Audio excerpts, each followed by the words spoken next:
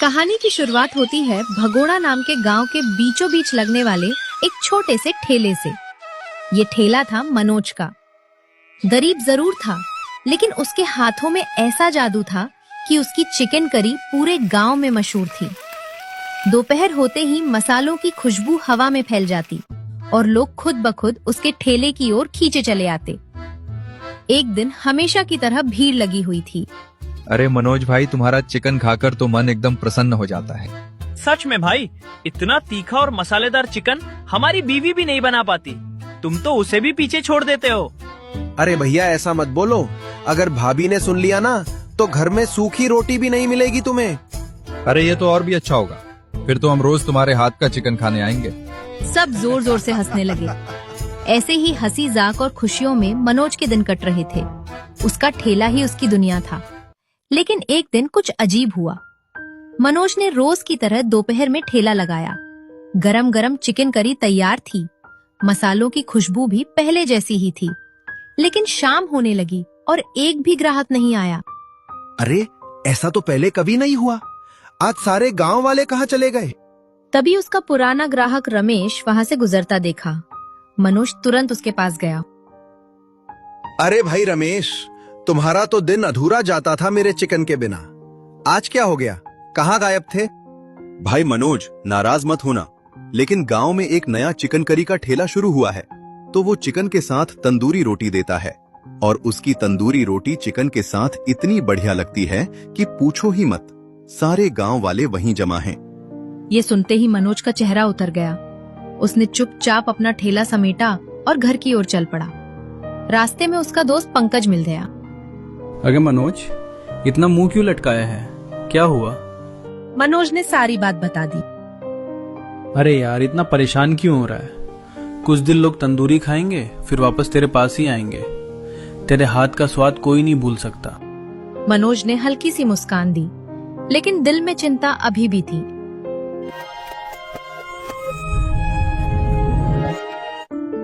अगले दिन मनोज ने फिर से उम्मीद के साथ अपना ठेला लगाया।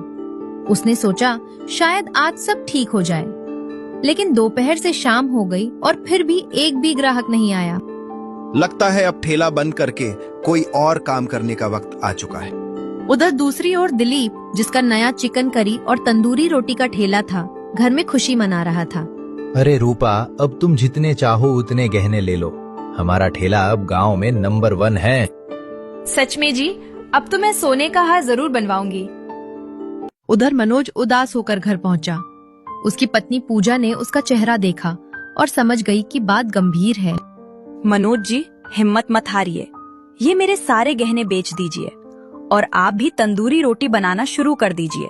शायद हमारा ठेला फिर से चल पड़े। नहीं पूजा, ये तुम्हारे मायके की निशानी है। मेरे लिए गहनों से ज्यादा आपका सपना जरूरी है। आखिरकार मनोज ने गहने बेच दिए और पैसों से तंदूरी रोटी का सामान और एक मिट्टी का तंदूर खरीद लाया। फिर वो गांव के पुराने ढाबे वाले काका के पास पहुंचा। काका, मैं अपने ठेले पर तंदूरी रोटी बनाना चाहता हूँ। क्या आप मुझे सिखाएंगे? ठीक है बेटा, सिखा दूंगा। लेकिन सुनो, अगर तंदूरी रोटी की अच्छी सामग्री लाओगे तो ज्यादा मुनाफा नहीं होगा। तो फिर मुनाफा चाहिए तो थोड़ा मिलावट करनी होगी, तभी सस्ती पड़ेगी। मनोज कुछ पल चुप रहा। ठीक है काका। काका ने उसे सब सिखा दिया।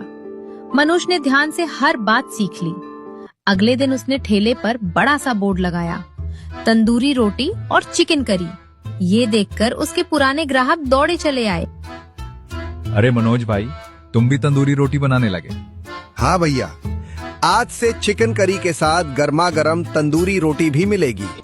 तो जल्दी लगाओ प्लेट, बहुत भूख लगी है। मनोज ने गरम तंदूरी रोटी और चिकन परोसा। लोगों ने खाते ही कहा, वाह, मजा आ गया। धीरे धीरे फिर से उसके ठेले पर भीड़ लगने लगी। मनोज के चेहरे पर खुशी लौट आई, लेकिन उसे नहीं पता था कि वही तंदूरी रोटी जल्द ही उसे एक बहुत बड़ी मुसीबत में डालने वाली थी। 2 दिन तक सब कुछ ठीक चलता रहा, लेकिन तीसरे दिन सुबह मनोज ठेला खुलने जा रहा था तो उसने देखा कि दिलीप के ठेले पर भारी भीड़ जमा है। 2 शहर के आदमी कुछ जांच पड़ताल कर रहे थे। मनोज उत्सुकता से पास गया। दिलीप, तुमने अपनी तंदूरी रोटी में मिलावट की है। इसी वजह से गांव के कई लोग बीमार पड़े हैं। नहीं साहब, मैं तो अच्छी सामग्री से रोटियां बनाता हूँ। झूठ मत बोलो। हमने तुम्हारी रोटी की जांच की है, उसमें साफ मिलावट पाई गई है। दिलीप चुप हो गया। पुलिस आई और उसका ठेला भी जब्त कर लिया गया। उसे थाने ले जाया गया। ये सब देखकर मनोज के पैरों तले जमीन खिसक गई। हे भगवान, अगर मेरी रोटी की भी जांच हो गई तो। डर के मारे वो सीधे अपने दोस्त पंकज के खेत की ओर भागा। पंकज खेत में हल चला रहा था। अरे भाई, मुझे कहीं छुपा ले, मैं बहुत बड़ी मुसीबत में फंस चुका हूँ। अब क्या हो गया? ठेला तो अच्छे से चल रहा था ना? मनोज ने घबराते हुए सारी बात बता दी। काका की मिलावट वाली सलाह, तंदूरी रोटी और आज की कार्रवाई। अच्छा हुआ तुमने आज ठेला जल्दी शुरू नहीं किया, वरना तुम भी पकड़े जाते। अब मैं तंदूरी रोटी नहीं बना सकता, मुझे फिर से पुराना चिकन और चावल ही बनाना पड़ेगा। तो इसमें बुरा क्या है? गांव में दूसरा ऐसा ठेला भी नहीं है। तुम्हारा चिकन और चावल पहले भी खूब चलते थे। ये सुनकर मनोज के चेहरे पर हल्की मुस्कान आ गई। सही कहा भाई, कल से फिर वही पुराना स्वाद लौटेगा। मनोज को नहीं पता था कि उसकी असली मुसीबत अब शुरू होने वाली थी। अगले दिन मनोज पूरे जोश के साथ अपना पुराना चिकन और चावल का ठेला शुरू करता है। उसने मन ही मन कहा, अब तो सारे ग्राहक मेरे ही ठेले पर आएंगे, असली स्वाद यही। वो उम्मीद से खड़ा रहा। धूप ढली, शाम होने लगी, लेकिन उसके ठेले पर एक भी ग्राहक नहीं आया। मनोज की चिंता बढ़ने लगी। ये क्या हो रहा है? ना तंदूरी, ना चावल, फिर लोग कहाँ जा रहे हैं? आखिरकार उसने ठेला बंद किया और गांव में देखने निकल पड़ा कि कहीं कोई नया ठेला तो नहीं लग गया। तभी उसकी नजर पड़ी दिलीप का वही ठेला, और वहां फिर से भारी भीड़। ये कैसे हो सकता है? इसे तो कल पुलिस स्टेशन ले गए थे। अरे भाई, कल तो इसका ठेला फूड इंस्पेक्टर ने बंद करवाया था ना? हाँ भाई, करवाया था, पर दिलीप ने इंस्पेक्टर को पैसे खिलाकर ठेला छुड़ा लिया। पर गांव वालों को पता है ना कि वो रोटी में मिलावट करता था। अब वो तंदूरी रोटी नहीं दे रहा, तो फिर क्या दे रहा है? अब वो खमीरी रोटी दे रहा है, इतनी मुलायम और इतनी स्वादिष्ट कि पूछो ही मत। ये सुनकर मनोज सोच में पड़ गया। खमीरी रोटी, ये क्या नई चीज है? वो तुरंत ढाबे वाले काका के पास पहुंचा। काका, ये खोमेरी रोटी कैसे बनती है? बेटा, इसे भी तंदूर में ही पकाते हैं। बस मैदे के आटे में गेहूं का आटा और थोड़ा खमीर मिला देते हैं। इसी से रोटी मुलायम और स्वाद में अलग बनती है। ठीक है काका, अब समझ गया। इतना कहकर वो अपने दोस्त पंकज के खेत की ओर चल पड़ा। भाई, मुझे लगता है अब मुझे भी तेरे साथ खेत में काम करना पड़ेगा। ठेले से तो अब उम्मीद ही खत्म हो गई है। अरे अब क्या हो गया? मनोज ने खमीरी रोटी वाली पूरी कहानी सुना दी। तू यहीं रुक, मैं अभी दिलीप के ठेले से एक प्लेट खमीरी रोटी और चिकन लेकर आता हूँ। पहले चखते हैं, फिर सोचेंगे क्या नया किया जा सकता है। पंकज दिलीप के ठेले पर जाकर एक खमीरी रोटी और चिकन पैक करके ले आता है। चल, उस पेड़ के नीचे बैठकर खमीरी रोटी का मजा लेते हैं। दोनों पेड़ के नीचे बैठ गए। जैसे ही पत्तल खोली, खुशबू चारों तरफ फैल गई। वाह भाई, खुशबू तो कमाल की है। दोनों ने पहला निवाला लिया। पंकज का दिल खुश हो गया। सच कहूँ तो स्वाद गजब का है। इसी वजह से सारा गांव उसके ठेले पर जा रहा है। हाँ भाई, पर मैं ऐसा क्या नया करूं कि लोग फिर से मेरे ठेले पर आए? अगर पहले ये खत्म कर लेते हैं, वरना ठंडा हो जाएगा। क्या अलग करना है बाद में सोचेंगे। दोनों ने चिकन खत्म कर दिया, लेकिन एक खमीरी रोटी बच गई। अरे, एक रोटी तो बच गई, इसे किसके साथ खा? पंकज ने पास रखी लहसुन की टोकरी से एक लहसुन उठाया। चल, इसे लहसुन के साथ खाकर देखते हैं। जैसे ही उसने लहसुन के साथ रोटी का निवाला लिया, उसकी आंखें चमक उठी। अरे भाई मनोज, लगता है तेरे तरक्की का रास्ता मिल गया।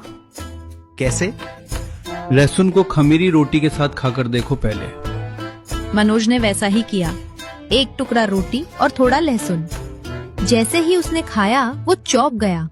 अरे वाह, लहसुन से तो अलग ही स्वाद आ गया। बस अब तो खमीरी रोटी पे लहसुन लगाकर तंदूर में पकाया कर, स्वाद दुगना हो जाएगा। और मैं चिकन करी में थोड़ा बटर भी डाल दूंगा, तब तो स्वाद और भी बढ़ जाएगा। तो फिर तैयार हो गई नई डिश, गार्लिक खमीरी रोटी और बटर चिकन। अगले दिन सुबह सुबह मनोज और संजय पूरे जोश के साथ काम पर लग गए। संजय अपने खेत से ताजा लहसुन की टोकरी भरकर लाया, जबकि मनोज घर पर खुशबूदार बटर चिकन तैयार करने में जुट गया। भाई आज ऐसा स्वाद बनाते हैं कि पूरा गांव याद रखे। हाँ, आज या तो जीतेंगे या फिर हमेशा के लिए हार मान लेंगे। दोनों ने मिलकर गार्लिक खमीरी रोटी और बटर चिकन तैयार किया और ठेला उसी पुरानी जगह पर लगा दिया। उस पर बड़े बोर्ड पर लिखा था 40 रुपए की गार्लिक खमीरी रोटी और बटर चिकन। आओ आओ गांव वालों, सिर्फ 40 रुपए में गार्लिक खमीरी रोटी और बटर चिकन खाओ। ये सुनकर दो गांव वाले पास आए। एक ने शक भरी नजर से पूछा, भाई ये कैसी खमीरी रोटी है और वो भी सिर्फ 40 रुपए में? भाई ताजा लहसुन से बनी खमीरी रोटी है और साथ में बटर चिकन। एक बार खाकर देखो, मजा आ जाएगा। ऐसी रोटी तो हमने पहली बार देखी है, पता नहीं कैसी लगेगी। अरे भाई मैंने अभी चखी है, कसम से स्वाद लाजवाब है, एक बार खाकर तो देखो। उन्हें लगा संजय भी कोई ग्राहक ही है। ठीक है भाई, तुम इतना कह रहे हो तो एक प्लेट लगा दो। मनोज ने तुरंत 2 प्लेट परोस दी। एक ने खुशबू लेते हुए कहा, वाह, खुशबू तो कमाल की है, अब स्वाद देखते हैं। जैसे ही दोनों ने पहला निवाला लिया, उनकी आंखें चमक उठी। अरे वाह, सच कह रहे थे तुम, ये खमीरी रोटी तो सबसे अलग है। उनकी बातें सुनकर और लोग भी आने लगे। धीरे धीरे भीड़ बढ़ती गई, यहाँ तक कि दिलीप के ठेले से भी ग्राहक लौटकर मनोज के पास आने लगे। कुछ ही दिनों में मनोज की गार्लिक खमीरी रोटी इतनी मशहूर हो गई कि शहर से लोग खास उसके ठेले पर आने लगे। अब संजय भी ठेला संभालने में हाथ बटाने लगा। दोनों ने ईमानदारी और मेहनत से अपने नाम को पूरे गांव में मशहूर कर दिया।